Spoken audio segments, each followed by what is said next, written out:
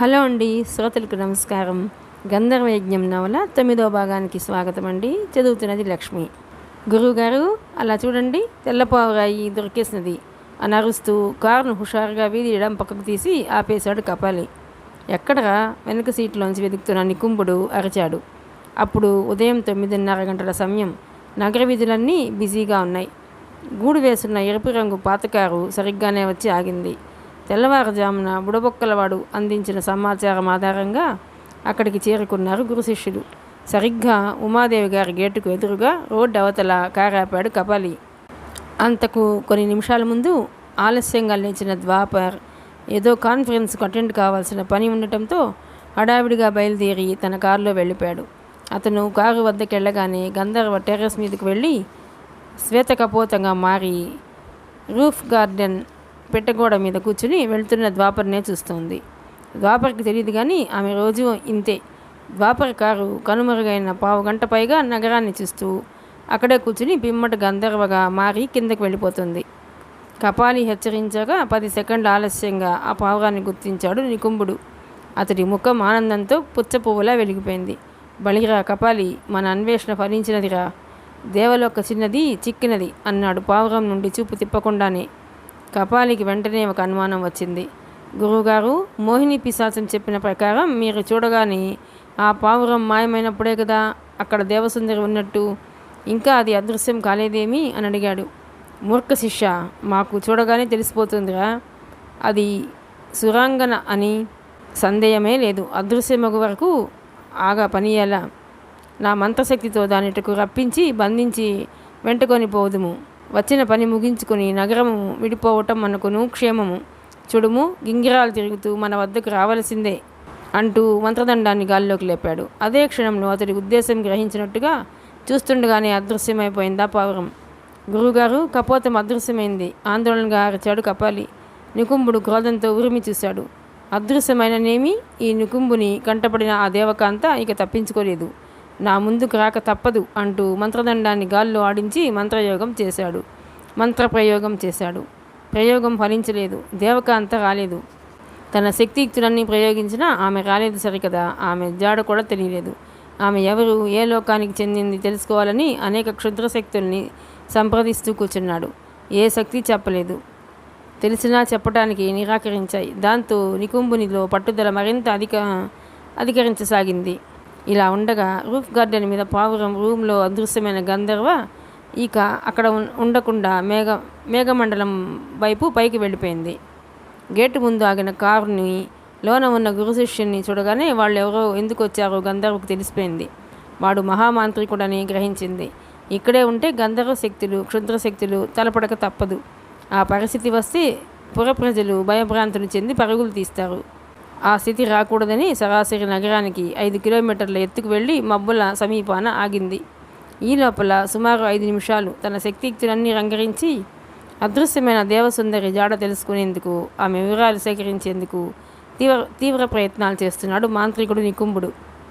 Gate మూసి ఉండటంతో ఉమాదేవి గారి భవంతిలో ఎవరికీ బయట ఆగున్న కారు గురించి తెలియదు. కానీ ఆ వీధిలో వచ్చే పోయే జనం మాత్రం కారుని లోపలున్న గురు శిష్యుల్ని వింతగా చూసుకుంటూ పోతున్నారు. అంతలో శిష్యుడు కపాలికి ఏదో డౌట్ వచ్చింది. వీధిలోకి చూసి విస్తుపోయాడు. వీధిని పోయేవాళ్ళు తమ దారిన పోకుండా ఎక్కడ వాళ్ళు అక్కడే ఆగిపోయి మరీ ఆకాశం వంక వింతగా చూస్తున్నారు. గోలగోలగా చర్చించుకుంటున్నారు. ఏమైంది ఈ జనాలకి? ఆకాశంలో ఏం చూస్తున్నారు? సందేహంతో తల బయటకు పెట్టి తను ఆకాశం వంక చూశాడు. అంతే. అతడి కళ్ళు ఆశ్చర్యంతో విశాలమై నోరు వెళ్ళబెట్టాడు. ఏం జరుగుతోంది? పైన నీలి మబ్బులు నేలకు దిగి వస్తాయా? నిజానికి అవి మబ్బులు కాదు, డేగ పక్షులని 1 నిమిషం ఆలస్యంగా గ్రహించాడు. గగనసీమలో గొడుగుల వలయాకారంగా విచ్చుకున్న ఒక కారు మబ్బు నేలకు దిగి వస్తున్న భ్రాంతి కలిగిస్తుంది. కానీ అది మబ్బు కాదు, డేగ పక్షులు. వాటికి గరుడ పక్షులు కూడా తోడయ్యాయి. అవి వందలు వేల సంఖ్యలో ఉన్నాయి. గ్లైడర్ల రెక్కలు సాచి వలయాకారంలో సుశిక్షితులైన సైనికుల్లా ఒకదాని వెనుక ఒకటిగా చక్కర్లు కొడుతూ చూడ్డానికి దట్టమైన నల్ల మబ్బు ఒకటి నేలకు దిగి వస్తున్నట్టుంది. గగనతలంలో అవి సుమారు 1 కిలోమీటర్ పైగా వృత్తాకారంలో పరిభ్రమిస్తున్నాయి. ఇంకా నలుదిశల నుండి ఎవరో పిలిచినట్టు అనేక డేగలు, గరుడ పక్షులు ఆ గుంపులోకి వచ్చి చేరుతూనే ఉన్నాయి. అంతకంతకు అవి నేలకు దగ్గరవుతున్నాయి. ఈ వింతను ఆ ప్రాంతం వాళ్లే కాదు, జంట నగరాల ప్రజలంతా సంభ్రమాశ్చర్యాలతో వీక్షిస్తున్నారు. ఎన్నడూ లేనిది ఏమిటి వింత? ఏం జరుగుతోంది నగరానికి? ఈ ముప్పు పొంచి ఉంది. డేగ పక్షులన్నీ అలా తిరగటం ఏమిటి? వాటిని చూసి చర్చించుకుంటున్నారంతా. ఎక్కడికక్కడ ట్రాఫిక్ స్తంభించిపోయింది. ఈ విపరీతం ఏమిటో అర్థం కాక ఎయిర్పోర్ట్ నుంచి బయలుదేరవలసిన విమానాలు 3 తాత్కాలికంగా నిలిపివేశారు. క్రమంగా నింగి నుంచి నేలకు వస్తున్న ఆ పక్షి సమూహాన్ని చూడగానే కపాలికి రాకూడని అనుమానమే వచ్చి వెన్ను జలధరించింది. వెంటనే గురువు నికుంభుని వంక చూసి, గురువుగారు, కొంప మునిగింది అని అరిచాడు పెద్దగా. పావురం రూపంలో టెర్రస్ గోడ మీద ఉన్న గంధర్వ నిజానికి ఆ కారు వచ్చి గేటు ఎదురుగా ఆగిన క్షణంలోనే గమనించింది. ఆ కారు ఎవరిది, వచ్చిన వాళ్ళు ఎవరు, ఎందుకు వచ్చారు అంతా క్షణంలోనే గ్రహించేసింది. తనను బంధించి తీసుకుపోవాలనే ఉద్దేశంతో వచ్చిన నికుంభుణ్ణి ఏమార్చడం కోసం కొద్దిసేపు అక్కడే ఉంది. వచ్చినవాడు సాధారణ మంత్రవాది కాదు, మహామాంత్రికుడు. ఇప్పుడు తను ఏం చేసినా అది దైవశక్తికి, క్షుద్రశక్తికి పోరాటంగా మారి బీభత్సమైపోతుంది. జనం భయపడే ప్రమాదం ఉంది. అలా జరగటానికి వీల్లేదు. అందుకే ఎంతో ఆలోచించిన గంధర్వ ఇక ఎప్పుడైతే నికుంభుడు మంత్రదండాన్ని ప్రయోగించబోయాడో ఆ క్షణంలోనే అక్కడి నుండి అదృశ్యమైంది. ఇక అక్కడ నిలవకుండా మాంత్రికుడి మంత్రశక్తులకు అందని విధంగా నేరుగా గగనవీధికి ఎగసిపోయింది. నేలకు సుమారు 5 కిలోమీటర్ల ఎత్తులో నగరం పైన మేఘమండలం వద్ద ఆగి చిత్రాంగదగా నిజరూపు ధరించింది. ఇప్పుడేం చేయాలి? అదృష్టం కొద్దీ ద్వాపర్ బయటకు వెళ్ళిపోవడం మంచిదైంది. ఇంట్లో వాళ్లతో తనకు సంబంధం లేదు కాబట్టి ఆంటీ ఉమాదేవి నందినులకు ప్రమాదం తలపెడతాడని భయం లేదు. కానీ వాడు అక్కడి నుంచి వెళ్లకుండా తను ఇంటికి చేరుకోవడం క్షేమం కాదు. ఏం చేయాలి? వాడిని ఎలా పంపించేయాలి? అంతర్మధ్యంలో చిత్రాంగద నిలిచిన చోటుకు పైన దూది గుట్టల వంటి తెల్లటి మబ్బుల సముదాయం ఉంది. దిగువన గ్రేటర్ హైదరాబాద్ నగరం మొత్తం కనిపిస్తోంది. సమీపంలో రెక్కలు చాపి వలయాకారంలో చక్కర్లు కొడుతున్నాయి కొన్ని డేగ పక్షులు. వాటి సమీపాల్లో కొన్ని గగడ పక్షులు, గ్రద్దలు కూడా పరిభ్రమిస్తున్నాయి. చిత్రాంగద వాటిని చూసి మందహాసం చేసింది. కుడి చేతిని వాటి వైపు ఆడించింది. అంతే, పక్షులన్నీ తమ గతిని మార్చుకుని నేరుగా చిత్రాంగద వైపు దూసుకొచ్చాయి. విద్యుల్లతల మబ్బుల్లో నిలిచిన చిత్రాంగద ముందుకొస్తూ తేరిపారాలు చూచాయి. దివ్య తేజస్సుతో వెలిగిపోతున్న ఆ సమ్మోహనాకారాన్ని దేవతగా గుర్తించి భక్తితో మెడలు చాపి తలలు వంచాయి. వాటిని ఆశీర్వదిస్తూ తన సందేశం వినిపించింది చిత్రాంగద. ఆమె ఆజ్ఞను శిరసా వహించి బయలుదేరాయి పక్షులు. ఆ వెనకే నగరం మీద ఎక్కడెక్కడో సంచరిస్తున్న డేగలు, గగడ పక్షులు ఎవరో తమను పిలుస్తున్నట్టుగా శరవేగంతో దూసుకుపోనారంభించాయి. ఎవరో తమను పిలుస్తున్నట్టుగా శరవేగంతో దూసుకునారంభించాయి. క్షణక్షణానికి వాటి సంఖ్య అనూహ్యంగా పెరిగిపోయింది. అవన్నీ వలయాకారంలో పరిభ్రమిస్తూ నెమ్మదిగా భూమి వైపు కదిలాయి. క్రమంగా చిత్రాంగదకు దూరంగా కిందకు వెళ్ళిపోతున్నాయి. వాటి కదలికల్నే గమనిస్తోంది చిత్రాంగద. ఇంతలో మేఘగర్జన వలె పుత్రి చిత్రాంగద అంటూ ఒక వాత్సల్యపూరితమగు పిలుపు విని అచ్చిరు ఉంది అటు చూసింది చిత్రాంగద. తను విన్నది భ్రమ కాదు, తన జనకుడు చిత్రరథుని పిలుపు అది. మేరున గదీరుడగు గంధర్వ ప్రభువు చిత్రరథుడు మీసం సవరించుకుంటూ తన ఆయుధమైన బంగారు గదను భుజాన వేసుకుని మబ్బుల వెంట తన వద్దకు నడిచి వస్తూ కనిపించాడు. తండ్రి దర్శనంతో ఆనందాన ఉక్కిరిబిక్కిరైంది చిత్రాంగద. క్షణం కూడా ఆలస్యం చేయకుండా ఎదురు పరిగెత్తింది. జనక అంటూ భక్తితో తండ్రి పాదాలకు నమస్కరించింది. ఆమెను ప్రేమగా ఆశీర్వదించి భుజాలు తట్టి లేపాడు చిత్రరథుడు. జనక, మన గంధర్వ రాజ్యము ప్రజలు జనని మరుద్వతి అంతయు కుశలమే కదా పరామర్శించింది చిత్రాంగద. దేవలోకములన్నీ కుశలమే తల్లి, మనకు కుశలములకు లోటేమి, కానీ చాలు, ఇక చాలును. భూలోకములకు వచ్చి నీవు పడిన ఇడుములు చాలును. మన లోకమునకు పోవుదము, బయల్వెడలుము. జన్మాంతమున నీ భర్త ఎలాగూ మన వద్దకు రాగలవాడే కదా, నా మాట వినుము అంటూ వచ్చిన పని చెప్పాడు చిత్రరథుడు. ఆ మాటలకు తల అడ్డంగా ఊపి ఆందోళనగా చూస్తూ 2 అడుగులు వెనక్కి వేసి చిత్రాంగద, మీ మాట కాదనుచున్నందుకు క్షమించండి జనక, రాలేను. నా పతిని వీడి మనజాల అంది గద్గద స్వరంతో. రాకున్న ప్రమాదమున చిక్కెదవు పుత్రి, పరిస్థితి నీకు అర్థం కాకున్నది. వచ్చినవాడు సాధారణ మానవుడు కాదు, మహామాంత్రికుడు నికుంభుడు హెచ్చరించాడు. నాకు తెలియము జనక, నీకు తెలియనిది చాలా ఉంది. నికుంభుడు ధూర్తుడు, దురాశాపరుడు. భూలోకమునకంతకు తను ఏకైక కుబేరుడై సప్తఖండాలను అందరి దేశాలను శాసించు శాసనకర్త కావాలని వాడి అభిలాష. అందుకు కంకాళిని శక్తిని ఆశ్రయించి తన క్షుద్ర పూజలతో ప్రసన్నం చేసుకున్నాడు. ఆ చండాలిని ఒక సురాంగనను తనకు బలి ఇస్తే కోరిక తీర్చేదనంటూ మాట ఇచ్చినది. నికుంభుడు ఆ ప్రయత్నంలో ఉండగా నీవు వాడి కంటపడినావు. వాడు తన ప్రయత్నములు మానడు. కావున ఇక నీవు భూలోకంలో వసించుట క్షేమం కాదు, పౌదము రమ్ము అంటూ నచ్చజెప్పాన్ని చూశాడు. కానీ చిత్రాంగద మనసు మారలేదు. తండ్రి వంక దీనంగా చూస్తూ, మీ మాట కాదంటున్నందుకు క్షమించండి జనక, నా నిర్ణయం మారదు. నేను మీతో రాలేను. నా పతి తోడనే నా గతి.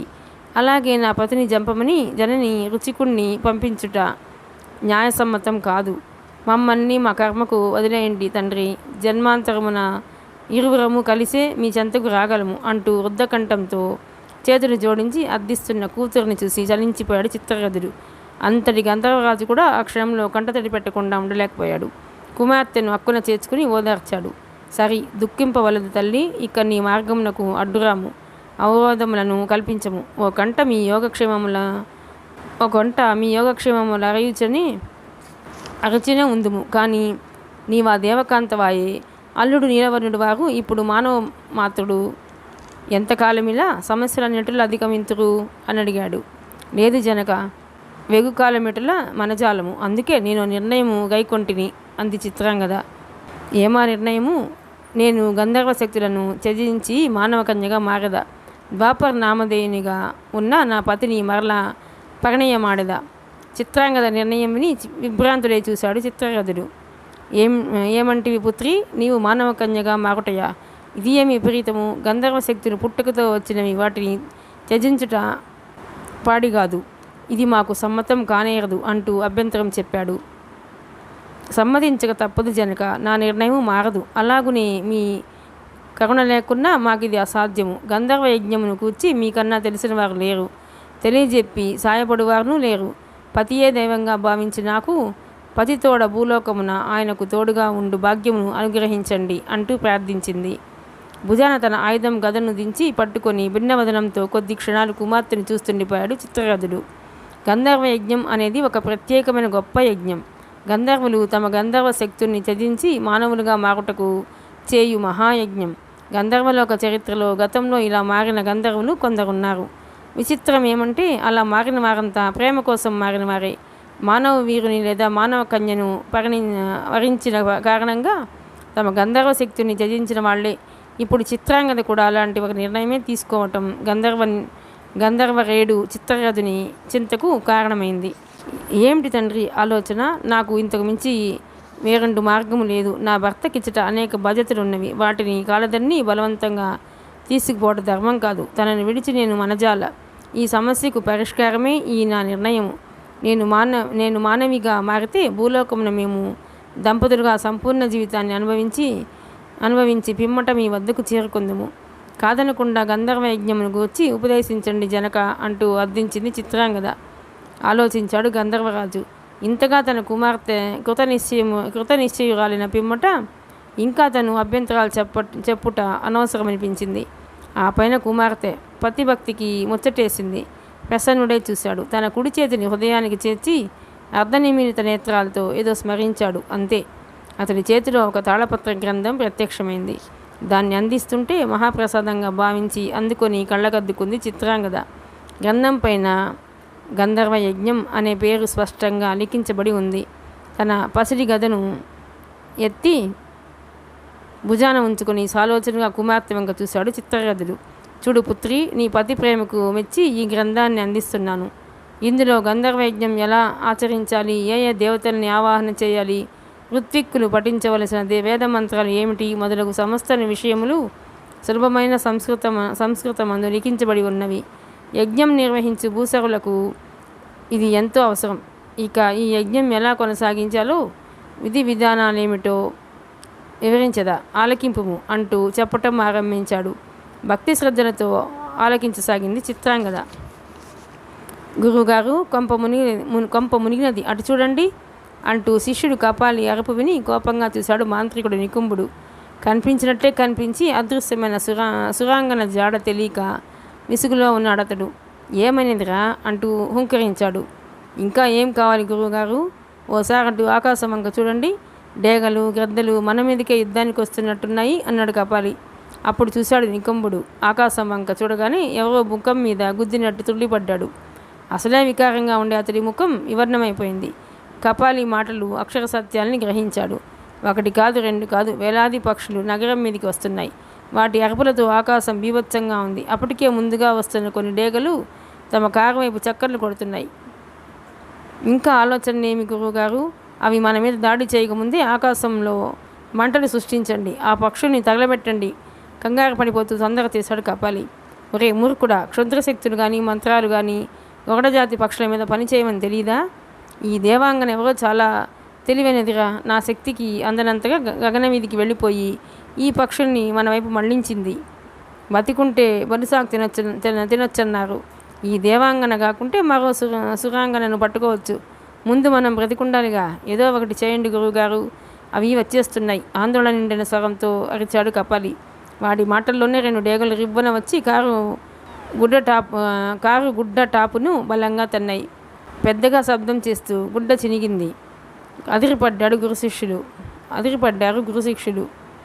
ఇక అక్కడ ఉండటం క్షేమం కాదని గ్రహించాడు నికుంభుడు.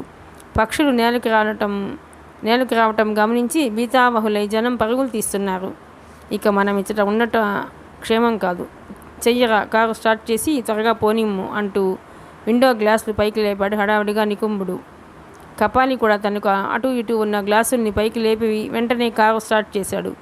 వేగంగా ముందుకు దూకించాడు. అయితే వాళ్ళు అక్కడి నుంచి కదిలిన వాళ్ళని మాత్రం డేగ పక్షులకు వదిలే ఉద్దేశం ఉన్నట్టు లేదు. భీకరంగా అరుస్తూ కారును వెంబడించి తరమనారంభించాయి. గగనతలంలో గొడుగుల చక్కర్లు కొడుతూ అనుసరిస్తున్నాయి పక్షులు. తేనెటీగలు పగబడి తరుముతున్నట్టు కారు వెంటబడి దాడి చేస్తున్నాయి. డేగలు గ్రద్దలు దాడి చేసినవి పైకి పోగా కొత్తవి దిగొచ్చి దాడి చేస్తున్నాయి. కొన్ని కారు మీద వాలి గోల చేస్తున్నాయి. ప్రాణాన్ని గుప్పిట్లో ఉంచుకొని కారు నడుపుతున్నాడు కపాలి. అవి ఫ్రంట్ గ్లాస్ని పగలగొట్టాలని రివ్వున వచ్చి గుద్దుతున్నాయి. దారి కనిపించకుండా అడ్డుపడుతున్నాయి. వాటి తాకిడికి వీధుల్లో జనం బీకలై పరుగులు తీస్తున్నారు. అద్దాలు పైకి లేపటం గురుశిష్యులకు రక్షణ ఇచ్చింది కానీ లేకుంటే పక్షులు కారులోకి జొరబడి ఇద్దరిని భీకరంగా చీల్చి చెండాడి ఉండేవి. ఇంతటి మాంత్రికునికి కూడా ఆ పక్షుల నుండి తప్పించుకోవటం ఎలాగో తెలియక కంగారు పడ్డాడు. ప్రధాన రహదారుల వైపు పోకుండా పక్క వీధుల వెంట కనిపించిన మార్గంలో కారును పోనిస్తున్నాడు కపాలి. సుమారు 30 గంట విడవకుండా వెంటబడి తరమాయి పక్షులు. అప్పటికి సిటీ నుంచి బయటకు వచ్చేశారు. చూస్తే అది భువనగిరి వెళ్ళే మార్గం. కారు హైవేకి వస్తుండగా అదుపు తప్పి దూసుకెళ్ళి పెద్ద కొండరాతిని గుద్దుకొని తిరగబడిపోయింది. గురుశిష్యులిద్దరూ ఎగిరి బయటపడ్డారు. చిన్న చిన్న గాయాలతో తప్పించుకోగలిగారు. లేచి దుమ్ము దులుపుకొని చూసిన ఇరువురికి ఊరి బయటకు తరిమింది. చాలే అనుకున్నాయో ఏమిటో డేగా పక్షులని వెనుతిరిగి ఆకాశంలోకి పోతూ కనిపించాయి. అదే సమయంలో భయంకరమైన ప్రేరుడు శబ్దంతో కారు ఆయిల్ ట్యాంక్ పేలి కారు మొత్తం తగలిబడిపోనారంభించింది. నికుంభుడు తన మంత్రశక్తితో కారులోని 2 సంచుల్ని మాత్రం రప్పించుకోగలిగాడు. చూస్తుండగానే దట్టమైన పొగలు మంటలు వ్యాపించాయి. అది చూసి గుండెలు బాదుకున్నాడు శిష్యుడు కపాలి. గురువుగారు, అదృష్టం బాగుండి బతికి బయటపడ్డాం కానీ మనం ఆ కారులోనే ఉంటే ఏమైపోయేవాళ్ళం అని అడిగాడు భయకంపితుడవుతూ. ఖాళీ బూడిదయ్యేవాళ్ళం. బుద్ధిహీనుడా, చచ్చిప్రస్తులాపి ఒక సంచి అందుకో అంటూ అందించాడు. ఒక సంచి నిండా కరెన్సీ నోట్ల కట్టలున్నాయి. రెండో సంచిలో ఉన్నవి క్షుద్ర పూజకు అవసరమైన ద్రవ్యాలు. పరాభవంతో నికుంభుడి ముఖం జేగురించి ఉంది. గురువుగారు, ఇక మన ప్రయాణమేటు? తిరుగు ప్రయాణమేనా? డబ్బు సంచిని భుజాన వేసుకుంటూ అడిగాడు కపాలి. తిరుగు ప్రయాణమా? అసంభవం అనరచాడు నికుంభుడు. పరాభవం, పరంపరాని అవమానం. మేము ఆ సరాంగనను పట్టాలని చూశాము. అది మా పతనాన్ని కోరింది. ఆ గర్విష్ఠిని వదిలిపోవటయా? దానిని పట్టి బంధించుకొని పోయి మా తల్లి ఆ కంకాళిని శక్తికి బలిపెట్టకున్న నా పేరు నికుంభుడు కాదు. కాంతిసీకుని తరిమినట్టు మనల్ని నగరం దాటించిన ఆ దేవసుందరికి తగిన బుద్ధి చెప్పక మాన అంటూ హుంకరించాడు. గురువుగారు ఇంతటితో వదిలే ఉద్దేశంలో లేరని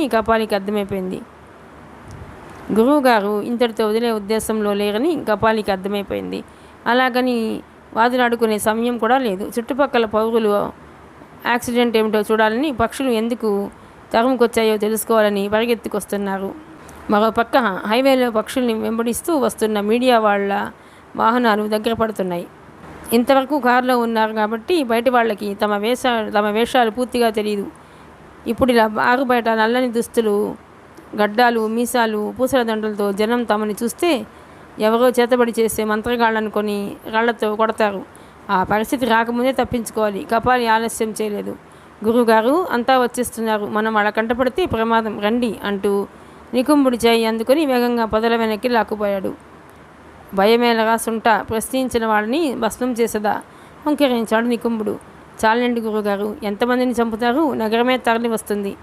ముందు మన వేషాలు మార్చకపోతే నగరంలో సంచరించలేము అన్నాడు కపాలి. వేషం మార్చవలెనా? అవును, మార్చాల్సిందే. ఏం చేయవలే? ఓ పని చేద్దాం. కాషాయ రంగు కుత్తా పైజామాల్లోకి మారిపోయి జుత్తు వెనక్కి లాగి ముడి వేస్తే అప్పుడు మనల్ని ఎవరో భక్తులు, సాధువులు అనుకుంటారు. ఇక మన గురించి ఎవరూ పట్టించుకోరు. లెస్స పలికితివిరా శిష్య అంటూ మంత్రదండాన్ని ఆడించాడు నికుంభుడు. అంతే, ఇద్దరూ పైజామా కుత్తాల్లోకి మారిపోయారు. ఇప్పుడు సెలవీయండి గురుగారు, ఏం చేద్దాం? తిరిగి ఆ భవంతి ఉన్న వీధిలోకి పోగలమా అడిగాడు కపాలి. పగలు పోలేమురా, కానీ రాత్రి పోగలం. ఎలా తప్పించుకుంటుందో చూద్దాం. అది అలా ఉంచు. ఇప్పుడు మనకు కారు కావాలి. పద, ఆ ప్రయత్నంలో ఉందాం అన్నాడు. ఇద్దరూ పొదల్లోంచి బయటకు వచ్చేసరికి తన తగలడుతున్న కారు వద్ద గుంపు చేరిపోయి జనం రకరకాలుగా చర్చించుకుంటున్నారు. మీడియా వాళ్ళు కొందరిని ప్రశ్నించి విషయం రాబట్టాలని చూస్తున్నారు. వాళ్ళ పక్క నుంచే రోడ్డు మీదకు చేరుకుని నడక ఆరంభించారు. ఒక సెంటర్లో హోటల్కి వెళ్ళి భోంచేశారు. తర్వాత సమీపంలోని పాత కార్లు అమ్మే షోరూమ్కి వెళ్ళి కండిషన్లో ఉన్న ఒక బ్లూ కలర్ కారు కొన్నారు. పెట్రోల్ బంక్లో ట్యాంక్ ఫుల్ చేయించుకొని తిరిగి నగరంలోకి బయలుదేరారు. గంధర్వయజ్ఞం గురించి చిత్రాంగదకు సర్వం బోధించిన పిమ్మట ఆశీర్వదించి అదృశ్యమయ్యాడు గంధర్వరాజు చిత్రరథుడు. తండ్రి నిష్క్రమించిన తర్వాత కూడా చాలాసేపు మబ్బుల్లో అక్కడే ఉంది చిత్రాంగద. నికుంభుడి కారు కూకట్పల్లి ప్రాంతం వదిలి దూరంగా వెళ్ళిపోయాక అప్పుడు మబ్బుల నుండి అదృశ్యమై తన గదిలో గంధర్వగా ప్రత్యక్షమైంది. అప్పటికే తలుపు దబదబా కొడుతూ బయట నుంచి పిలుస్తున్న ఉమాదేవి గొంతు ఆందోళనగా వినిపిస్తుంది. బహుశా చాలాసేపటిగా పిలుస్తుండాలి. వస్తున్నా అంటూ వెళ్ళి తలుపు తీసింది. ఎదురుగా కంగారుగా చూస్తుంది ఉమాదేవి. ఏమిటమ్మాయి, చాలాసేపటిగా తలుపు కొడుతుంటే ఉలకవు పలకవు, ఏం చేస్తున్నావు అని అడిగింది. సారీ ఆంటీ, అదేమిటో ద్వాపర వెళ్ళాక కాసేపు పడుకున్నానా, మొద్దు నిద్ర పట్టేసింది, అందుకే మెలకు రాలేదు అంటూ అప్పుడే లేచినట్టు కళ్ళు చికిలించి ఆవులించింది. ఓసిని నిద్రపాడుగాను, ఎంత కంగారు పెట్టేసావి తల్లి అంటూ పక్కున నవ్వేసింది ఉమాదేవి. తిరిగి తనే చెప్పింది. అయినా నువ్వు చూడలేదు కానీ ఆకాశంలో ఎన్ని డెగలో 3 సార్లు వచ్చి పిలిచినా నువ్వు పలకవాయే. అలాగా ఆంటీ, ఇంకా ఉన్నాయా? ఏమీ తెలియనట్టు అడిగింది గంధర్వ. సర్లే, నువ్వు చూస్తావని అక్కడే ఉంటాయా? వెళ్ళిపోయాయి కానీ భోజనం వేడైంది, పద భోంచేద్దాం. ఆకలిగా లేదా ఆంటీ? ద్వాపర్ రాని భోంచేస్తాం. సర్లే, వాడి కోసం చూస్తే ఆకలితో మాడిపోతావు. మీకు ఇంకా పెళ్లి కాలేదు, నువ్వు ముందుగా భోంచేస్తే తప్పేం లేదు, పద. నందిని కాలేజీ క్యాంటీన్లో తినేస్తానంది. నాకు ఒక్కదాన్ని భోంచే బుద్ధి కాదు, రా భోంచేసేద్దాం. ఉమాదేవి అంతగా పిలిచాక ఇక వెళ్ళకపోతే బాగుండదని ఆమె వెంట డైనింగ్ రూమ్ వైపు నడిచింది గంధర్వ. ఆ రోజు ద్వాపర్ తన పనులన్నీ ముగించుకొని ఎర్లీగానే ఇంటికి వచ్చేశాడు. అప్పుడు సమయం సాయంత్రం 4 గంటలు. మధ్యాహ్నం ఎక్కడా భోంచేయలేదు ద్వాపర్. దాంతో రాగానే స్నానం చేసి వచ్చి డైనింగ్ రూమ్లో భోజనానికి కూర్చున్నాడు. గంధర్వ భోజనం వడ్డించింది. నువ్వు భోంచేసావా? భోజనానికి ఉపక్రమిస్తూ అడిగాడు. ఆంటీతో కలిసి భోంచేశాను అంది.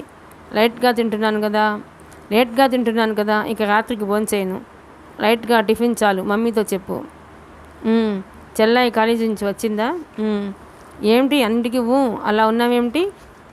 చెప్తాను, భోంచేసాక వెళ్ళి రూఫ్ గార్డెన్లో కూర్చో, వస్తాను. మనం చాలా విషయాలు మాట్లాడుకోవాలి, ఎవరూ వినకూడదు కళ్ళలోకి చూస్తూ చెప్పింది. మ్యాటర్ సీరియస్ అని ద్వాపర్కి అర్థమైంది. అలసిపోయినండి, రెస్ట్ తీసుకొని రాత్రికి మాట్లాడుకోవచ్చుగా అభ్యర్థనగా అడిగాడు. తల అడ్డంగా ఊపింది గంధర్వ. అంత టైం లేదు అంది ముక్తసరిగా. ఇక అభ్యంతరం చెప్పలేదు ద్వాపర్. భోంచేయగానే నేరుగా రూఫ్ గార్డెన్కి వెళ్ళి తూగుటుయ్యాల మీద కూర్చున్నాడు. 1/2 గంట ఆలస్యంగా గంధర్వ వచ్చింది. వచ్చేప్పుడే ఎవరు పైకి వచ్చి తమ మాటలు వినకుండా staircase room door lock చేసి వచ్చింది. చెప్పుడు ఏమైంది, ఎందుకలా ఉన్నావు? గంధర్వ వచ్చి పక్కన కూర్చోగానే లాలనగా అడిగాడు. మనం రేపు చీకట్లోనే బయలుదేరి ముందలూరు వెళ్తున్నాం, ప్రభాకర్ శాస్త్రి గారింటికి అంది. ద్వాపర్ ఊహకందని విషయం ఇది. తన చెవుని నమ్మినట్టుగా విస్తుపోయి 10 క్షణాలు ఆమెనే చూస్తుండిపోయాడు. మున్నలూరుకా అడిగాడు. అవును, మున్నలూరికే. ఇప్పుడు ప్రభాకర్ శాస్త్రి గారితో పనే ఉంది. నీకు తెలియాల్సినవి చాలా విశేషాలు ఉన్నాయి. చెప్పు, ఏంటా విశేషాలు? నువ్వు ఇప్పుడు నేరుగా ఆఫీస్ నుంచేగా వచ్చావు? అవును. దారిలో ఏదైనా విశేషం చూసావా? లేదే. బాగా గుర్తు చేసుకుని చెప్పు. ఒకంత ఆలోచించాడు ద్వాపర్. ఏదో గుర్తొచ్చింది. అవును, చూశాను. లారీ యాక్సిడెంట్లో పోయి దారి పక్కన పడున్న ఒక శవాన్ని చూశాను. వాడెవడో కాదు, ఆ రోజు తెల్లవారుజామున మన ఇంటికి వచ్చిన బుడబొక్కలవాడు చెప్పాడు. అవును, నా ఉనికిని చెప్పిన పాపం వాడిని బలి తీసుకుంది. నిర్ఘాంతపోయాడు ద్వాపర్. నీ గురించి చెప్పాడా? ఎవరికి చెప్పాడు? ఎందుకు చెప్పాడు అని అడిగాడు. మహామాంత్రికుడైన నికుంభుడనే వాడికి చెప్పాడు. డబ్బు కాసపడి చెప్పాడు. ద్వాపర్కి అంతా గందరగోళంగా ఉంది. తల విదిలించి చూశాడు. ఎవరా మాంత్రికుడు అని అడిగాడు. ఇవాళ నగరం మీద డేగ పక్షుల్ని గర్దన్ని చూసావా అడిగింది. డేగలకి మాంత్రికుడికి సంబంధం ఏంటో బుర్రచించుకున్న ద్వాపర్కి అర్థం కావడం లేదు. ఒకదానికొకటి సంబంధం లేని విషయాలు అడుగుతోంది. అయినా ఓపికగా చెప్పాడు. అవును, చూశాను. మన స్టాఫ్ అంతా ఆఫీస్ బయటకు వచ్చి మరీ చూశారు. నేను చూశాను. అవి మబ్బుల్లా ఆకాశాన్ని కప్పేస్తూ క్రమంగా నగరం మీదకి వచ్చాయి. ఇది అసాధారణ విషయమే, కానీ అప్పుడప్పుడు ఇలాంటి వింతలు జరుగుతుంటాయి. వాటి కారణాలు వెతకలేం అన్నాడు. కారణం నాకు తెలుసు అంది. నీకు తెలుసా? అవును, వాటిని నేనే పంపించాను. మరోసారి షాక్ అయ్యాడు ద్వాపర్. మతిపోతోంది. నువ్వు పంపించావా అన్నాడు. అవును. ఎందుకు? నన్ను నేను కాపాడుకోవడానికి. ఓసారి జుత్తు పీక్కొని లేచి ఉయ్యాల దిగి అటు ఇటు పచారు చేశాడు ద్వాపర్.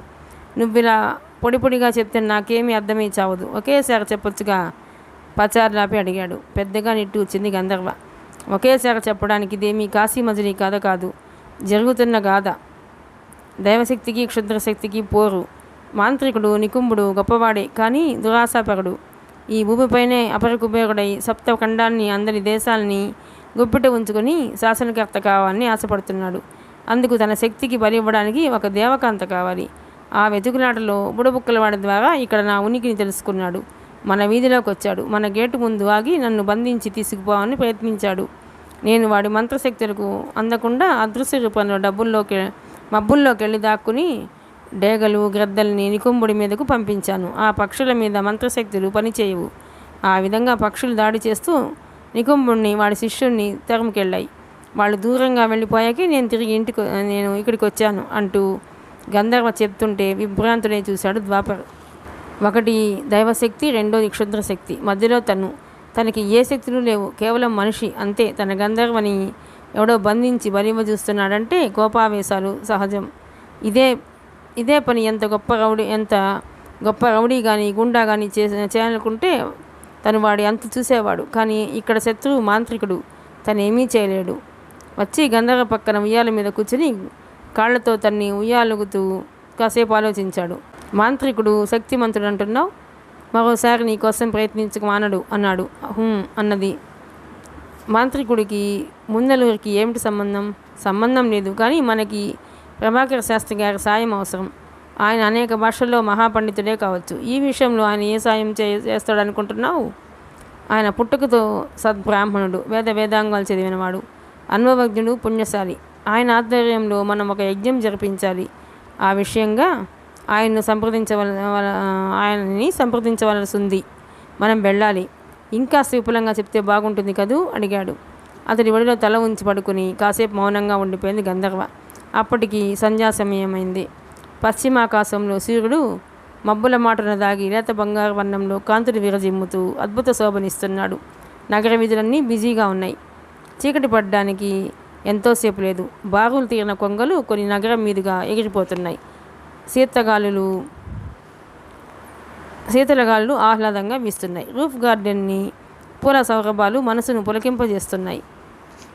ద్వాపర్ వంగి గంధర్వ కురులు సవరిస్తూ ప్రేమగా కళ్ళలోకి చూశాడు.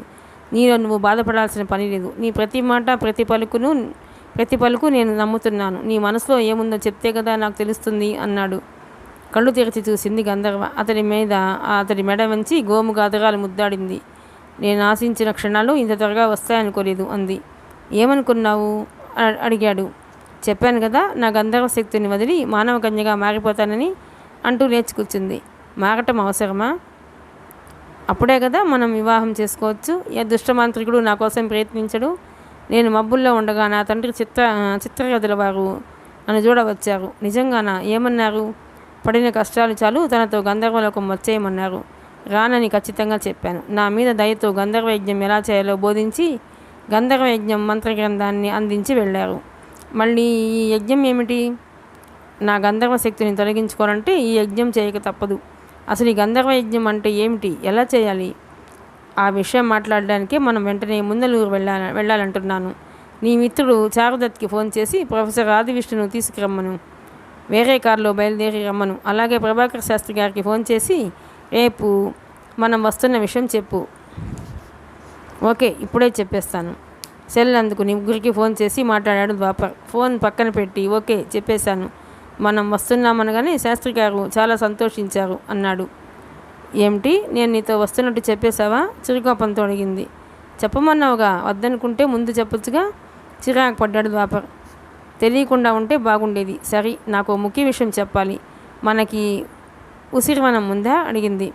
లేదు. ఉసిరివనం దేనికి? చారుదత్కి ఉంది. జీడిమెట్ల ప్రాంతంలో 5 ఎకరాల రాచ ఉసిరి తోట ఉంది. అక్కడే మనకి మామిడి తోట ఉంది. గంధర్వయజ్ఞం ఉసిరివనంలో జరిపించాలి. ఆ వనం మనకి అవసరం. ఖరీదు చేసేయి. రేపు చారుదత్తో మాట్లాడు. సరే, నేను అడిగితే కాదండు కానీ అంటూ ద్వాపర్ ఏదో చెప్పబోతుండగా స్టెయిర్ కేస్ డోర్ దబా చప్పుడింది. ఆ వెనకే అన్నయ్య, ఒరే అన్నయ్య అంటూ చెల్లెలు నందిని పిలుపు వినిపించింది గట్టిగా. ముఖాముఖాలు చూసుకున్నారు ఇద్దరు. అంతలో డోర్ లాక్ చేసుకుని గార్డెన్లో ఏం చేస్తున్నారా అన్నయ్య, వినబడుతోందా అంటూ కింద నుంచి మరోమారు పెద్దగా అరచింది నందిని. ముసిముసిగా నవ్వుకున్నారు ఇద్దరు. ఈ పిల్ల రాక్షసి కాలేజీ నుంచి వచ్చేసినట్టుంది. ఎలాగూ చీకటి పడబోతోంది. పద కిందికి వెళ్ళిపోదాం అంటూ లేవబోతుంటే వారించింది గంధర్వ. కుడి చేతిని ఒకసారి గాల్లో ఆడించింది. అంతే. స్టెయిర్ కేస్ రూమ్ డోర్ తాళం ఎవరో తెరిచినట్టుగా తాళం మూడి తలుపు గిర్రమంటూ తానుగా వెనక్కు తెరుచుకుంది. ఎదురుగా ఎవరూ లేరు. తాళం వేసిన డోర్ ఎలా తెరుచుకుంది? కంగారు పడిపోతూ అన్నయ్య అని అరిచింది నందిని. మేము ఇక్కడున్నాం, పైకి రా అంటూ పిలిచాడు ద్వాపర్. విసవిసా మెట్లకి రూఫ్ గార్డెన్లో ప్రవేశించింది నందిని. వస్తూనే రాను రాను ఇల్లు మాయామహల్లా తయారవుతుంది. మనుషులు లేకుండా డోర్ ఎలా తెరుచుకుంది అని అరిచింది ఇద్దరిని చూస్తూ. భుజాలు ఎగిరేశాడు ద్వాపర్. నువ్వేమైనా డోర్ బిగించి వచ్చావా? ఏమీ తెలియనట్టు గంధర్వని అడిగాడు. లేదే, దగ్గరగా మూసి వచ్చానంతే అంది గంధర్వ. అంటే డోర్ తానుగా బిగిసిపోయి తానుగా తెరుచుకుందా? డామిట్, అయినా మీ ఇద్దరు ఇక్కడేం చేస్తున్నారు? నాకు తెలియాలి. నేను ఇంటికి వచ్చి 2 గంటలైంది అరిచింది. ఏయ్, లవ్వర్స్ మధ్య 90 ఉంటాయి, అవన్నీ నీకు చెప్పాలా? చిన్నపిల్లవి, నీకెందుకు కానీ ముందు వచ్చిన పని చెప్పు అంటూ ఉడికించాడు ద్వాపర్. హలో, మేము వయసుకు వచ్చామండి. కరివేపాకులా తీసి పారేక్కర్లేదు. పదండి. వేడి జీడిపప్పు పకోడీ, మిరపకాయ బజ్జీలు అమ్మీ రెడీ చేసింది. తిని పెడతారని మిమ్మల్ని పిలుచుకురమ్మంది. రండి. పెళ్లి కాకుండా ఈ ఏకాంత సేవలేమిటో అర్థమే చావటం లేదు అంటూ నందిని విసుక్కోవటం చూసి ద్వాపర్ గంధర్వులు పక్కున నవ్వేశారు. ఇప్పుడు ఇలాగే అంటావులే, రేపు నువ్వు కూడా లవ్లో పడితే అప్పుడు తెలుస్తుంది అన్నాడు నవ్వాపుకుంటూ. ఛాన్సే లేదు అన్నయ్య, ఎవరిని లవ్ చేయను, పెళ్లి చేసుకోను అంది నందిని. ఆహా, ఇలాగే ఇంట్లో ఉండి మమ్మల్ని సాధిస్తుంటావా? లాభం లేదు కానీ ఎగ్జామ్స్ అవని ఏ అమెరికా అబ్బాయికో ఇచ్చి పెళ్లి చేసి నిన్ను అమెరికా తెరమేస్తే కానీ ప్రశాంతంగా ఉండలేం అన్నాడు నవ్వుతూ. ఓహో, అలా కుట్ర చేస్తున్నావా అంది వెక్కిరింపుగా నందిని. ఓకే అన్నయ్య, నేను నిన్ను మమ్మీని వదిలి అమెరికా కాదు కదా, ఈ నగరం కూడా వదిలిపోను. అదేదో ఇల్లరికి మనల్ని చూడు, హ్యాపీగా మీతో పాటు ఇక్కడే ఉండిపోతాం అంది. ఓసి రాక్షసి, నువ్వులా ఆలోచిస్తున్నావా అంటూ చెల్లెలి నెత్తి మీద చిన్న మొటిక్కాయ ఇచ్చాడు. నవ్వుకుంటూ ముగ్గురు కిందకు బయలుదేరారు. సరిగ్గా అప్పటికి 1 గంట క్రితం ఎగువన కాలేజీ దగ్గర పని మనిషి రత్తాలు కూతురు జ్యోతి ఆ కాలేజీలోనే ఇంటర్ చదువుతుంది. స్పెషల్ క్లాసులు కండక్ట్ చేయటం వల్ల సాయంత్రం 4-5 ఇంకా సాయంకాలం 4 ఇంకా విడిచిపెట్టలేదు. సరిగ్గా 4:15కి నీలం రంగు పాతకారు నెమ్మదిగా వచ్చి కాలేజీ గేట్ సమీపంలో ఆగింది. కారు డ్రైవింగ్ సీట్లో కపాలి ఉన్నాడు. వెనక సీట్లో మాంత్రికుడు నికుంభుడు అదురు గొనుకు తీస్తున్నాడు. ఉదయం డేగల దాడిలో కారు పోగొట్టుకొని చావు తప్పి బయటపడ్డారు గురుశిష్యులు. అయినా నికుంభుడిలో పట్టుదల చావలేదు, ప్రయత్నం ఆపలేదు.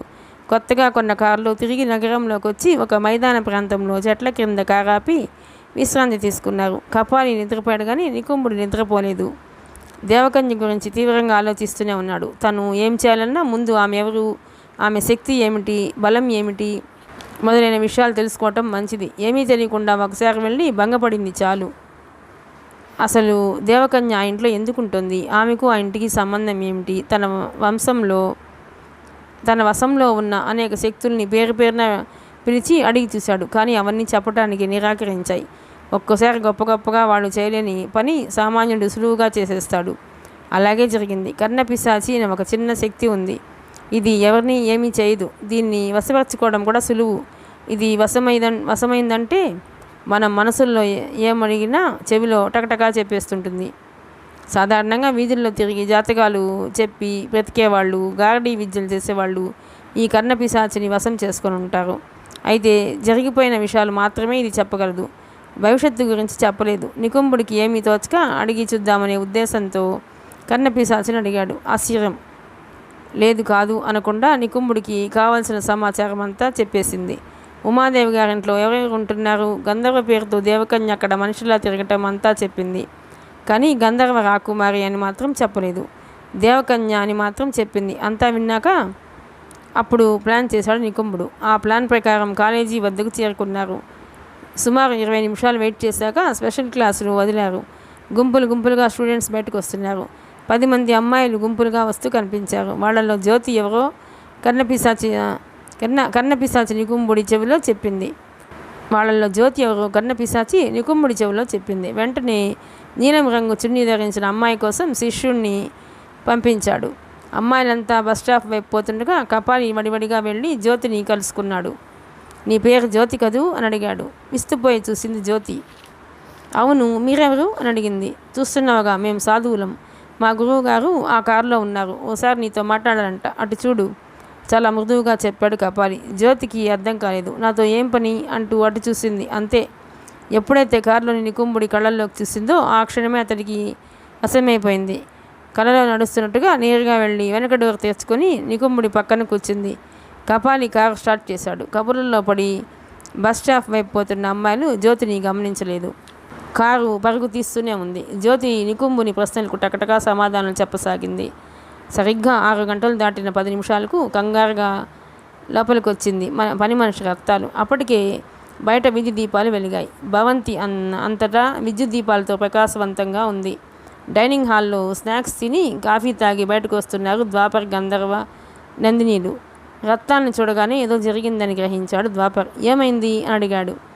జ్యోతి ఇంకా ఇంటికి రాలేదు చిన్నబాబు, నాకేదో భయంగా ఉంది అంది.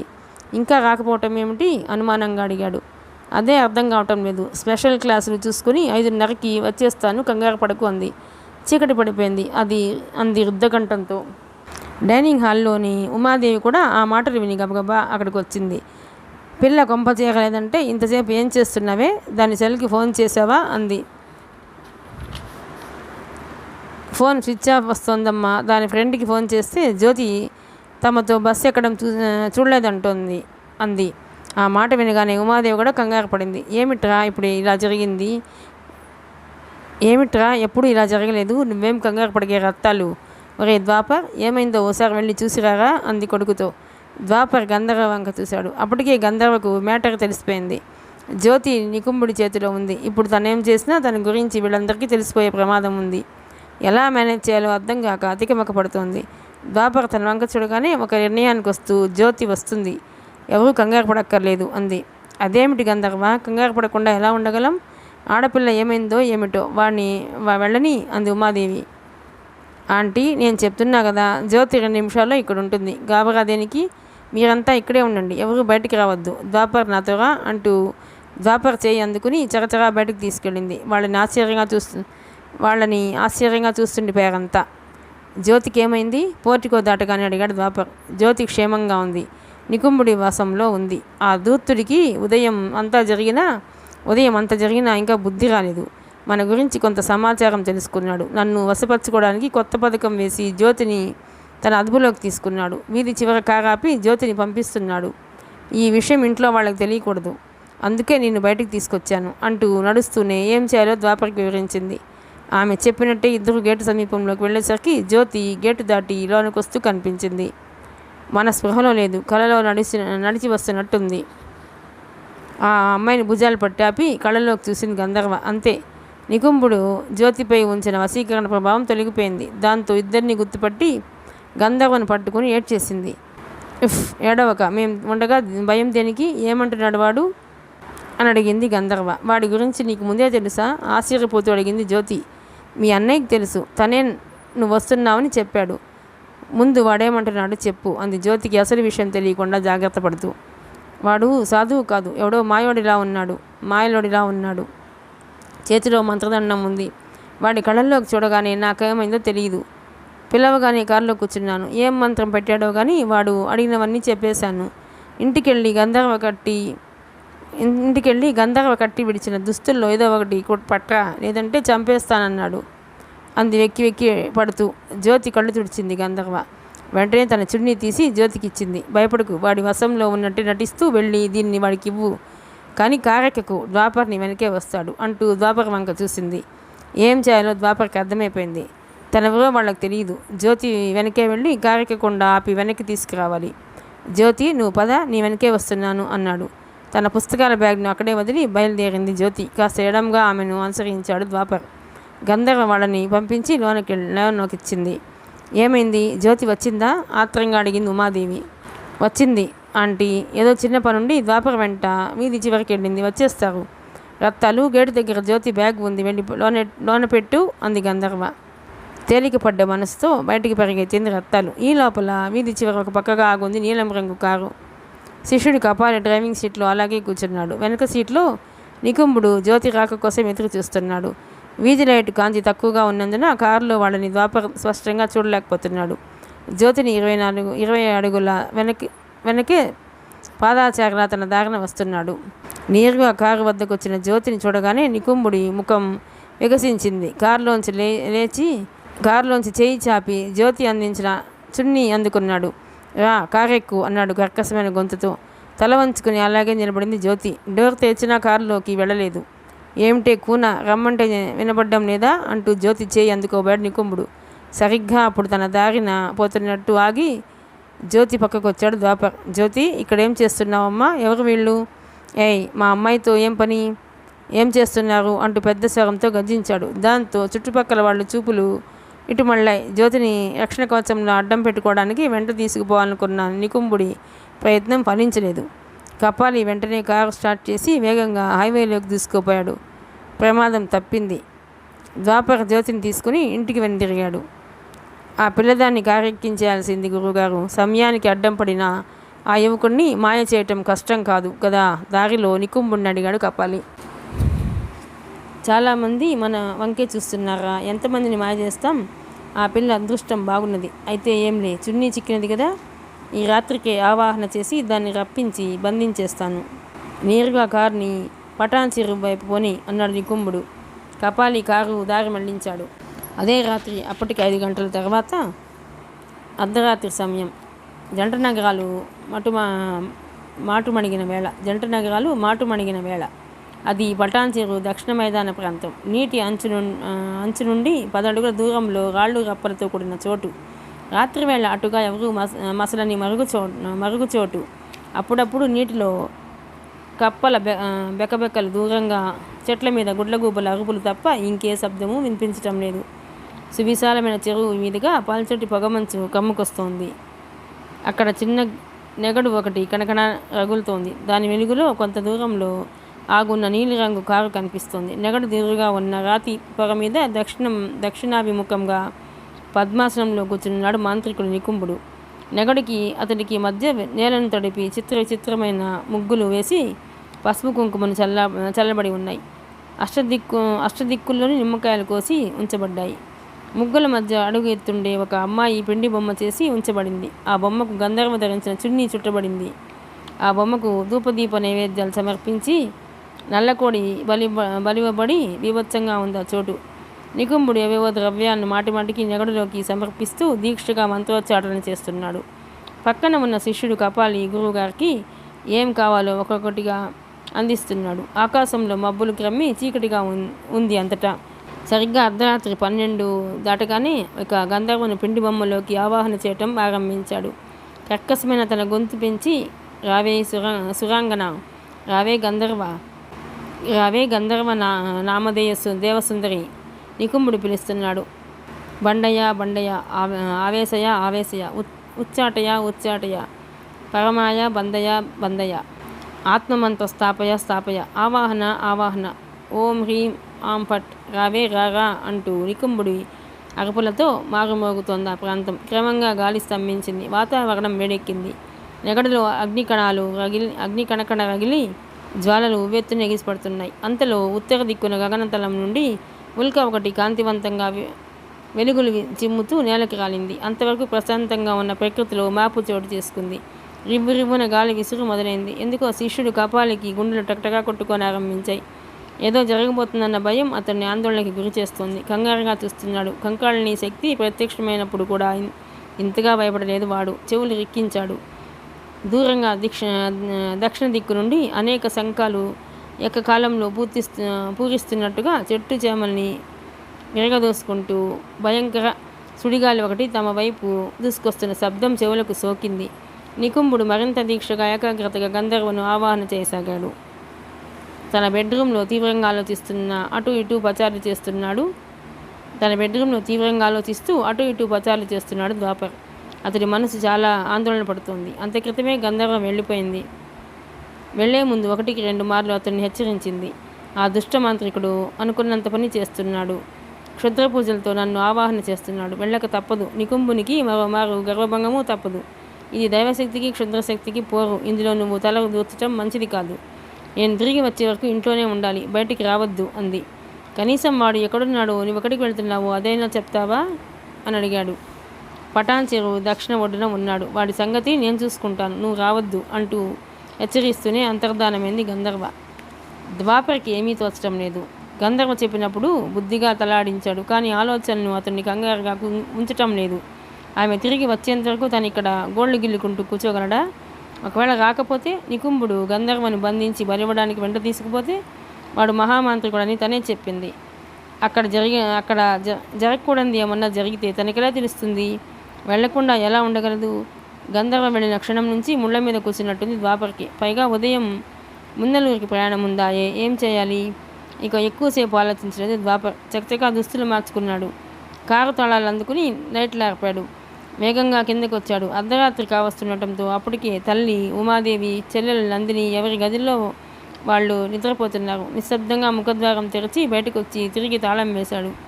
కార్ స్టార్ట్ చేసుకుని గేటు వద్ద ఆపి అవుట్ హౌస్లోని రత్నాలను లేపాడు. కంగారుగా చూస్తున్నామే చేతిలో ఇంటి తాళాలు ఉంచాడు. అర్జెంటు పని మీద వెళ్తున్నాను, వచ్చేస్తాను, తాళాలు నీ దగ్గరే ఉంచు, గేట్ తీయి అన్నాడు. రత్నాలు గేట్ తీయగానే కారుని వేగంగా వీధిలోకి దూకించాడు.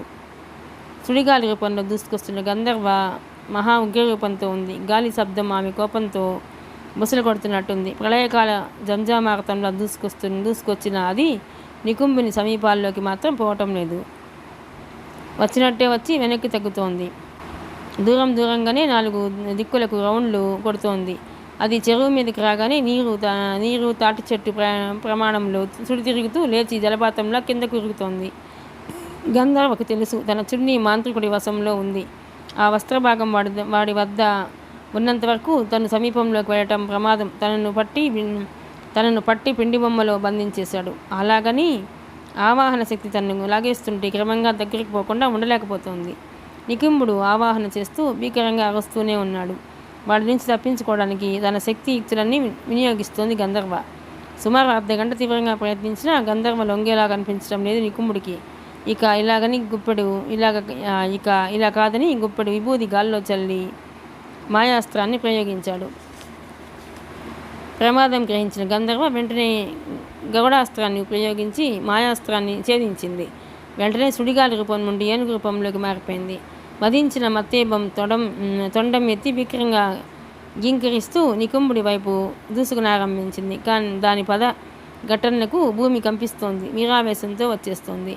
నికుంభునికి షాక్ ఇచ్చి వాడు తేరుకునే లోపే వెళ్ళి నెగడుతో సహా క్షుద్ర పూజకు ఉపక్రమించిన ముగ్గుల్ని పెండి బొమ్మను ధ్వంసం చేయటం లక్ష్యంగా వస్తోంది. కనీసం మాంత్రికుడిని కూర్చున్న చోటు నుండి పడదోసినా చాలు, ఇక వాడు తననేమీ చేయలేడు. తను సురక్షితం అవుతుంది. కానీ నికుంభుడు కూడా సామాన్యుడు కాదు. ఏనుగు రూపంలో వస్తున్న గంధర్వను చూడగానే ఆమె ఉద్దేశం కనిపెట్టేశాడు. ఆహా, నీ నాటకములు నా వద్ద సాగవే శిరోమణి, నీ నాటకములు నా వద్ద సాగవే సురబోణి, నా ఆవాహనకు తిరుగులేదు, నీవు నా వశం గాక తప్పించుకోలేవు అనరుస్తూ వెంటనే ఆ ఏనుగుపైకి సింహాస్త్రాన్ని ప్రయోగించాడు. వెంటనే అసురాస్త్రాన్ని ప్రయోగించి సింహాస్త్రాన్ని ధ్వంసం చేసిన గంధర్వ తక్షణం అశ్వరూపంలోకి మారి భయంకరంగా సకిలిస్తూ మీదకు వచ్చేసింది. అంతే, తనని విసిగిస్తున్న గంధర్వ మీద మండిపడ్డాడు. శివక్షణంలో గంధర్వస్త్రాన్ని ప్రయోగించాడు. సరిగ్గా ఇక్కడే దొరికిపోయింది గంధర్వ. ఒక 3 సెకండ్లు ఆగితే చాలు నికుంభుడి క్షుద్ర పూజను భగ్నం చేసి తప్పించుకోగలిగేది. కానీ చివరి క్షణంలో గంధర్వాస్త్ర ప్రయోగంతో లొంగిపోక తప్పలేదు. తమ జాతి గౌరవానికి తొలగి లొంగిపోయింది. నికుంభుడి ఎదురుగా నెగడు అవతల గంధర్వగా చేష్టలు దగ్గర నిలబడిపోయింది. తిరిగి ఆమె దాడి చేయకుండా ఉండేందుకు వెంటనే రాగాస్త్రం ప్రయోగించి ఆమెను బందీని చేశాడు. ఇలాంటి శక్తులు ప్రదర్శించకుండా మంత్ర ప్రయోగంతో నోరు కట్టేశాడు. సర్వశక్తులు బంధించినట్టే చివరికి అసహాయంగా నిలబడిపోయింది గంధర్వ. ఆహా, ఎన్ని తిప్పులు పెట్టినావే సుందరి, చూపించు నీ నిజరూపం చూపించవే అంటూ గుప్పెడు విభూది గంధర్వ మీదకు విసిరి మంత్రదండం ఆడించాడు. వెంటనే గంధర్వ సుందరి చిత్రాంగదగా మారిపోయింది. ఆ ముగ్ధమోహన సుందర రూపాన్ని గాంచి ముగ్ధుడైపోయాడు నికుంభుడు. బళి సుందరి, ఏమి అందం, ఏమి చందం, నిన్ను బలివ్వబోతున్నందుకు బాధగానే ఉన్నా తప్పదు. అయినా నీకు తల పొగరు కాకుండా నేను ఆవాహన చేసినప్పుడు పిండి బొమ్మలో ప్రవేశించి ఉంటే నీకు కష్టాలు తప్పేవి కదా. నీవిచ్చగింపకున్నను నిన్ను పిండి బొమ్మలో ప్రవేశపెట్టి వెంట తీసుకుపోక తప్పదు అంటూ తిరిగి పూజ ఆరంభించి చిత్రాంగదని పిండి బొమ్మలోకి ఆవాహన చేసే ప్రయత్నం ఆరంభించాడు. చిత్రాంగదకు అంతా తెలుస్తూనే ఉంది, కానీ ఏమీ చేయలేని అసహాయ స్థితి. ఎర్రబారిన కనులతో తాడిత భుజంగంలా నికుంభుడినే కోపంగా చూడసాగింది. సరిగ్గా ఇదే సమయంలో తమ వెనుక భాగాన్ని ఏదో అలికిడి విని ఉలిక్కిపడి తిరిగి చూశాడు శిష్యుడి కపాలి. చెట్టు పుట్టని తప్పించుకుంటూ వేగంగా నడుస్తున్నాడు ద్వాపర్. చేతిలో చిన్న టార్చిలైటు అతడికి దారి చూపిస్తోంది. గంధర్వ అంతగా రావద్దని హెచ్చరించినా కూడా ఆగలేక కారులో బయలుదేరి శరవేగంతో వచ్చాడు. పటాన్ చెరువు దక్షిణ ప్రాంతంలో 3 ఫర్లాంగుల దూరంలో రోడ్ సైడ్లో కారు ఆపాడు.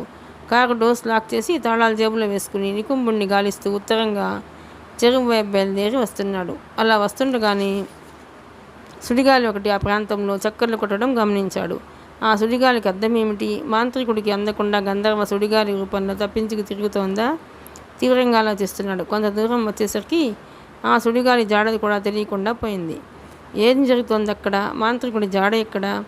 చెమ్మ చీకట్లో ఏమీ జరగటం లేదే. ఆందోళిత మనస్కుడి వడివడిగా మరికొంత దూరం ముందుకెళ్ళాడు.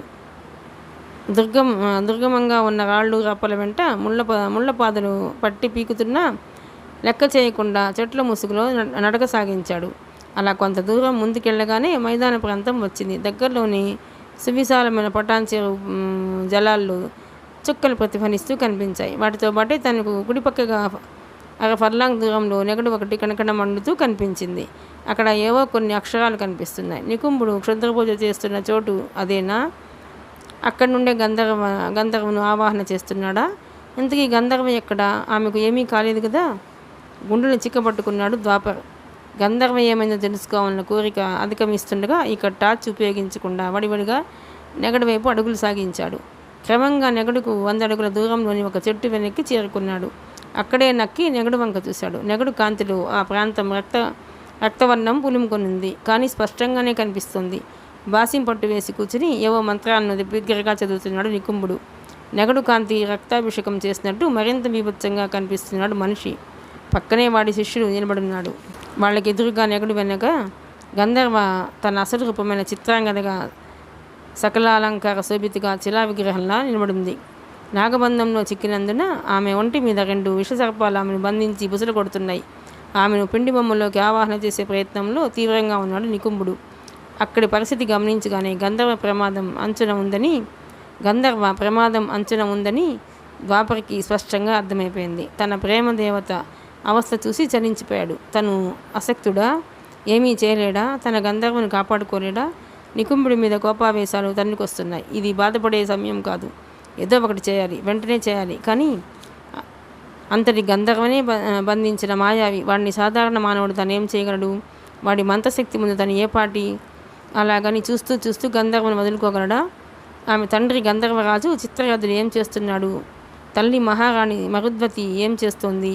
ఇక్కడ కూతురు కష్టంలో ఉంటే వేడుక చూస్తున్నారా? పట్టించుకోరా? అనాథగా వదిలేశారా? గంధర్వలోకం వదిలి భూలోకం చేరింది ఈ దుష్టమాంత్రికుని బారిన పడ్డానిక? పైవాళ్ళు వదిలేసినంత మాత్రాన తను వదులుకుంటాడా? ప్రాణం పోయినా వదలడు. మాంత్రికుణ్ణి చావగొట్టైనా తన గంధర్వను రక్షించుకోవాలి. నికుంభుడి మీద పిచ్చి కోపంతో చెట్టుచాట నుండి బయటకు వచ్చాడు. వేగంగా నికుంభుడి వైపు పరిగెత్తబోయాడు. అయితే చివరి క్షణంలో ఆగిపోయి విభ్రాంతుడై అలా చూస్తుండిపోయాడు. కారణం, నికుంభుడి వెనగ్గా కొంత దూరంలో దట్టమైన చీకటిలో విద్యుత్ బల్బుల్లా 2 కళ్ళు వేగంగా వస్తూ కనిపించడమే. అంతేకాదు, దుమ్ము తెరలు రేపుతూ దూసుకొస్తున్నట్టుగా గిట్టెల శబ్దానికి భూమి అదిరిపోతోంది. ఏం జరగబోతోందో అర్థం కాక మ్రాన్పడి అలా చూస్తుండిపోయాడు ద్వాపర్. అతడికన్నా ముందుగా దాన్ని చూసిన వాడు నికుంభుడి శిష్యుడు కపాలి.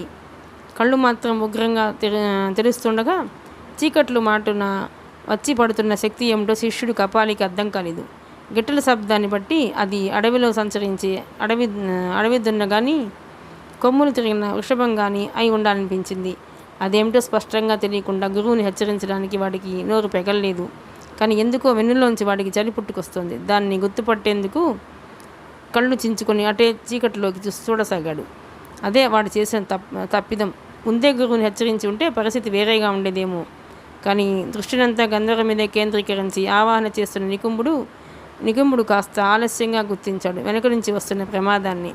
అప్పటికే అతడి మంత్ర ప్రభావానికి లొంగిపోయిన గంధర్వ 2 అడుగుల ఎత్తున గాల్లోకి లేచి అంతకంతకు చిన్న రూపంగా మారిపోతూ పిండి బొమ్మ వైపు కదులుతోంది. మరో 20 సెకండ్లు దాటితే చాలు ఆమె పూర్తిగా సూక్ష్మ రూపంలోకి కుంచుకుపోయి పిండి బొమ్మలో ప్రవేశించి ఆవాహనం ముగిసేది. కానీ అలా జరగకముందే అంతవరకు పూలరథంలో ఊరేగుతున్న నికుంభుడి అదృష్ట దేవత ఒక్కసారిగా ముఖం చాటేసింది. వెనక నుంచి దగ్గరవుతున్న జంతువు క్రమంగా నెగడు వెలుగులోకి వచ్చేసింది. అది వస్తున్న వేగాన్ని చూసి భయంతో బిగిసిపోయాడు కపాలి. అది ఒక పిక్కబలిసి ఉన్న ఏనుగులా ఉన్న అడవి దున్న. దాని కొమ్ములు కత్తుల్లా వంపు తిరుగున్నాయి. గిట్టెల వెంట దుమ్ము తెగలు ఎగసి పడుతుండగా మహారౌద్రంగా వచ్చేస్తుంది. అది తమ మీద పడబోతోందని అర్థం కాగానే అప్పుడు గురువుగారు అంటూ పెద్దగా అరిచి దూరంగా పరుగు తీశాడు కపాలి. సరిగ్గా అప్పుడే తిరిగి చూసిన నికుంభుడు అదిరిపడి మంత్రదండం ఎత్తబోయాడు. కానీ అప్పటికీ ఆలస్యమైపోయింది. వచ్చి రావటమే నికుంభుడి కొమ్ములతో ఎగిరి నికుంభుడిని కొమ్ములతో ఎత్తి గిరగిరా తిప్పి అవతల విసిరేసింది. దొల్లుకుంటూ పోయి పెద్ద బండను గుద్దుకొని కెవ్వని అరచాడు నికుంభుడు. అతని మంత్రదండం గింగిరాలు తిరుగుతూ పోయి చీకట్లలో ఎక్కడో పడింది. నికుంభుడిని విసరడంతో ఆగలేదా దున్న కోపంతో తోకలేపి చిందులు తొక్కుతూ నెగడుతో సహా ముగ్గుల్ని పిండి బొమ్మను కసాపిసా తొక్కి చల్లా చెదురు చేసింది. ఎప్పుడైతే నికుంభుడు స్థానభ్రంశం చెందాడో ఆ క్షణమే అంతవరకు గంధర్వను ఆవహించిన ఆవాహన శక్తి అంతరించింది. ఆమెను బంధించి ఉంచిన నాగబంధం తొలగిపోయి వెంటనే యథారూపం సంతరించుకుంటూ గాల్లోంచి నేలకు దిగింది. ఈ లోపల భీకరంగా రంకె వేస్తూ దున్న నికుంభుడి వైపు పరిగెత్తింది. కిందపడి గాయాలతో మూలుగుతున్న నికుంభుడి మీద దారుణంగా దాడి చేసి మరోమారు కొమ్ములతో కుమ్మి ఎత్తిపడేసి గిట్టెలతో తొక్కేసింది. అది తన మీదకి ఎక్కడ వస్తుందోనన్న భయంతో దూరంగా బండ వెనక చేరి ప్రాణాలు గుప్పిట్లో ఉంచుకొని చూస్తున్నాడు కపాలి. ఎవరికీ తెలియకపోయినా చివరి క్షణంలో అలా దున్న రూపంలో వచ్చి తనను కాపాడింది ఎవరో చిత్రాంగతకు తెలిసిపోయింది. ఆమె పెదవుల మీద చిరునవ్వు విసిరింది. చేసింది చాలును, ఇక వాడిని వదిలి ఇటు రమ్ము అంటూ పిలిచింది. ఆమె పిలుపుతో శాంతించిన అడవి దున్న వెనుతిరిగి చిత్రాంగద వైపు వస్తూ కనులు మిరుమిట్లు గలుపుతూ ఒక దివ్యాంగనగా మారిపోయింది. 2 మెరుపు తీగలు పెనవేసుకుంటున్నట్లు సురాంగన ఇరువురు ప్రేమ మీర కౌగులించుకోవటం చూసి దూరంగా చీకట్లలో ఉన్న ద్వాపర్ సంభ్రమాశ్చర్యాలకు గురయ్యాడు. ముఖ్యంగా తన అంచనా తప్పినందుకు షాక్ అయ్యాడు. తన కుమార్తెను కాపాడేందుకు గంధర్వరాజు చిత్రరథుడే అడవి దున్న రూపంలో వచ్చాడని భావించాడు. కానీ వచ్చింది మరో అద్భుత సౌందర్య రాశి. ఆమె ఎవరో అర్థం కాలేదు. కానీ ఇక తను కంగారు పడాల్సిన పని లేదు. చిత్రాంగన సురక్షితం. ఆమె కంటపడకుండా ఇక త్వరగా ఇంటికి చేరుకోవాలనే ఉద్దేశంతో వెనుదిరిగాడు ద్వాపర్. వడివడిగా కారు దిశగా నడక సాగించాడు. అటు బండ వెనుక నుంచి చూస్తున్న శిష్యుడి కపాలి కూడా రెండో సుందరిని చూసి మతి పోగొట్టుకున్నాడు. తన గురువును చావు దెబ్బ కొట్టింది మరో దివ్యాంగనగా గుర్తించి షాక్ అయ్యాడు. యువతలిరువురు కౌగిలించుకొని కుశల ప్రశ్నలతో మాట్లాడుకుంటున్నారు. గాలిమాటన మాటలు వినిపిస్తున్నా దేవభాష ఆడికి అర్థం కాలేదు. కొద్దిసేపటికి యువతలిద్దరూ మంత్రం వేసినట్టు అక్కడి నుండి మటుమాయమయ్యారు. వాళ్ళు వెళ్ళిపోయారని రూఢి చేసుకున్నాకే బండి చాటు నుండి యువతలికి వచ్చాడు కపాలి. దుఃఖంతో నోరు పెగలటం లేదు, ఏడుపు ముంచుకొస్తోంది. గురువుగారు, ఎక్కడున్నారు గురువుగారు? నన్ను వదిలిపోయారా? అయ్యో, దేవకన్యలతో ప్రమాదమని కంకడిని శక్తి అప్పుడే చెప్పినది కదా. చెవి నిల్లు కట్టుకొని నేను వద్దని చెప్పినా వినుకుంటివే. ఇప్పుడేం దారి? చచ్చావా బతికావా? నన్ను ఒంటరి చేసి వెళ్ళిపోతివా గురువా అని కళ్ళనీళ్ళు తుడుచుకొని ఏడుస్తూ చీకట్లో తమ సామానుంచిన చోటుకెళ్ళి టార్చ్ లైట్లు అందుకున్నాడు. దాని సాయంతో కొంత దూరంలో వాళ్ళంతా గాయాలతో పడున్న గురువు నికుంభుడిని చూసి గొల్లుమన్నాడు. మొదట నికుంభుడు చనిపోయాడే అనుకున్నాడు. కానీ ప్రాణం పోలేదని తెలియగానే కర్తవ్యం గుర్తుకొచ్చింది. వెంటనే ఆసుపత్రికి తీసుకెళ్తే బ్రతికే అవకాశం ఉంది. శక్తినంతా కూడా తీసుకుని గురువును మోసుకెళ్ళి కారు వెనక సీట్లో పడుకోబెట్టాడు. తమ డబ్బు సంచి ఇతర సరంజామాను ఎత్తి కారులో వేశాడు. టార్చ్ వెలుగులో చుట్టూ గాలించగా ఒక పొదలో లభించింది గురువుగారి మంత్రదండం. అది దొరకగానే ఇక వాడు ఆలస్యం చేయలేదు. కారును స్టార్ట్ చేసి వేగంగా సిటీలోకి దూకించాడు. గంధర్వ కంటపడకుండా త్వరగా ఇంటికి చేరుకునే ఉద్దేశంతో వేగంగా రోడ్ సైడ్లో ఆపిన తన కారు వద్దకు చేరుకున్నాడు ద్వాపర్. ఆశ్చర్యం, డోర్ తెరిచేసరికి లోన కూర్చునింది గంధర్వ. అతన్నే సూటిగా చూస్తోంది. డామిట్ అంటూ నుదురుద్దుకున్నాడు. రావద్దని చెప్పా కదా, ఎందుకు వచ్చావు? ద్వాపర్ కారు స్టార్ట్ చేస్తుండగా అడిగింది. సారీ, ఉండలేక వచ్చేసాను, పొడిగా బదిలిచ్చాడు. చెప్పిన మాట వినవా? వద్దంటే వచ్చేయటమేనా? వచ్చేసాక తప్పుతుందా? ప్రేమించాక వదిలేసి ఉండలేం కదా. అతను ఉడుక్కోవటం చూసి ముసిముసిగా నవ్వుతూ మీదకు వాలి బుగ్గ మీద ముద్దిచ్చింది. సిటీ వీధి లైట్ల కింద వేగంగా పరుగు తీస్తుంది కారు. నాకు తెలియకడుగుతాను, ఏ లోకంలో అయినా ఇంతేనా అన్నాడు. ఇంతేనా అంటే? అదే, ఏ లోకంలో అయినా మీ ఆడాళ్ళు ఇలాగే మగాడని సాధిస్తుంటారా అని. పక్కున నవ్వింది గంధర్వ. అలా ఎందుకు అనుకుంటావు? మంచి ఎవరు చెప్పినా రెండో వాళ్ళు వినాలి. నువ్వు రిస్క్లో పడతావన్న భయంతోనే రావద్దన్నాను అంది. అది సరే, నేను కాపాడిన దివ్యాంగన ఎవరామె అడిగాడు. నా ప్రేసకి విద్యాధర సుందరి, అమృతప్రియ, విద్యాధర లోకపు యువరాణి. ఇప్పుడు నీకు గుర్తులేదు కానీ నీలవర్ణుడిగా మన గంధర్వలోకంలో ఉన్నప్పుడు తనను ఆప్యాయంగా సోదరి అని పిలిచేవాడివి. తను నిన్ను సోదరా అని సంబోధిస్తూ సొంత అన్నలా నిన్ను భావించేది. మన పరిస్థితికి చాలా బాధపడుతోంది. తను ఇక్కడే ఉందా? వెళ్ళిపోయిందా? వెళ్ళిపోయింది. అయినా ఇంత శక్తివంతురాలివి నికుంభుడికి నీవు బందీ కావటం ఏమిటి? భారంగా నెట్టూచింది గంధర్వ. తప్పదు నిజ నిర్ధారణ చేసుకోకుండా భర్తనే శపించిన పాపం కొంతసేపు నన్ను బందీని చేసింది అంది. ఇంతకీ ఆ వెధవ క్షుద్రమాంత్రికుడు చచ్చాడా లేదా అని అడిగాడు. వాడి కర్మ ఎలా ఉంటే అలా జరుగుతుంది అంది గంధర్వ. ఇక ప్రశ్నలాపి కారు వేగం పెంచాడు ద్వాపర్. మిగతా కథ 10వ భాగంలో నుండి.